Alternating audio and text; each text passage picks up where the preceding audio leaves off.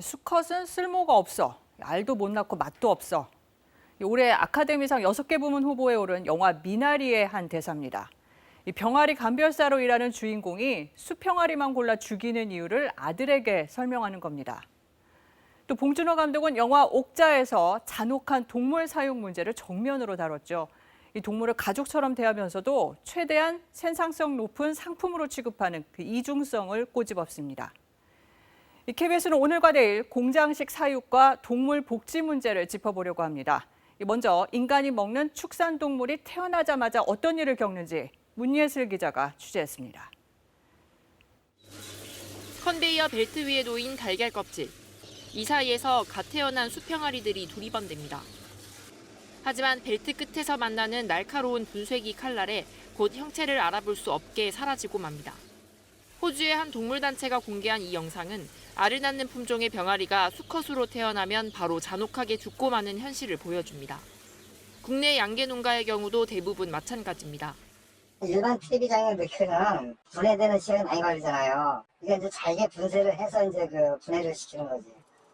그나마 살아남은 암컷은 공책만한 넓이의 닭장에서 1년 반 동안 쉴 새 없이 400개가 넘는 달걀을 낳습니다. 그리고 더 이상 알을 낳지 못하게 되면 수평아리처럼 분쇄기에서 갈려 죽거나 마리당 몇백 원의 가공육 재료 등으로 팔립니다. 국내 한 양돈 농가에서 갓 태어난 수컷 돼지의 생식기를 칼로 떼어냅니다. 자라면서 생기는 특유의 냄새를 없애기 위해서입니다.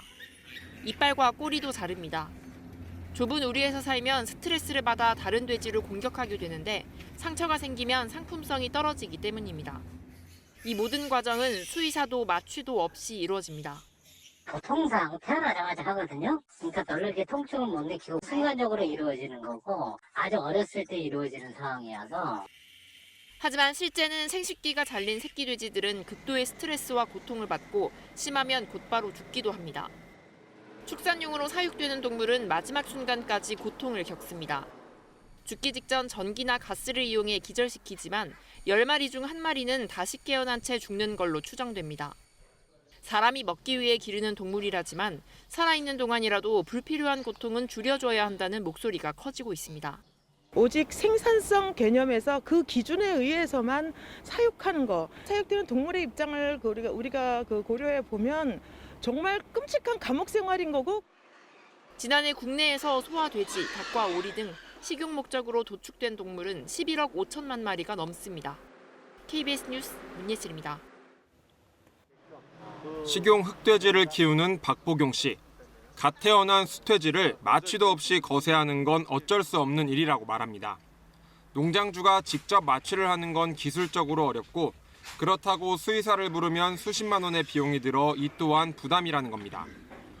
돼지는 우리가 애완동물 아니고 경제성으로 따지다 보니까는 견치도 하고 거세도 하고 꽁지 자르기도 하고.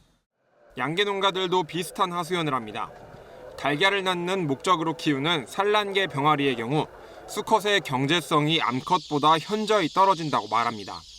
그래서 차라리 어릴 때 죽이는 게 비용이 덜 든다는 겁니다. 체중이 올라가는 그 비율이 작으니까 육개 같은 경우에는 사료 1kg를 먹으면 30일 만에 1.5kg는 크는데 사전계의 수컷이나 암컷은 1kg를 먹어도 1kg가 될까 말까.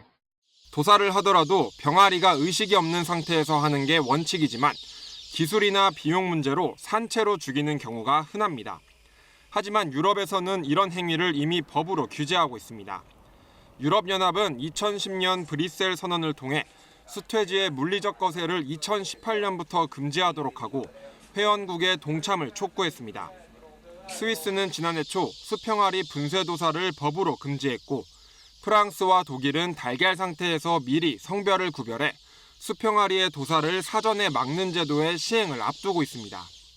그러니까 동물 복지의 선진국이라고 하면 유럽 국가들인데 유럽에서는 1950년대부터 이 소비자들의 중심으로 관심을 받기 시작했고 또 그때부터 이 연구 활동들이 활발히 진행된 것으로. 우리나라의 경우 현재 국회에 발의된 동물 관련 법안은 50여 개나 되지만 대부분 반려동물 관련입니다. 축산동물의 복지와 관련해서는 의식 있는 상태에서 도살할 경우 과태료를 부과하는 내용의 법안 단 하나만 발의돼 있습니다. KBS 뉴스 방준원입니다.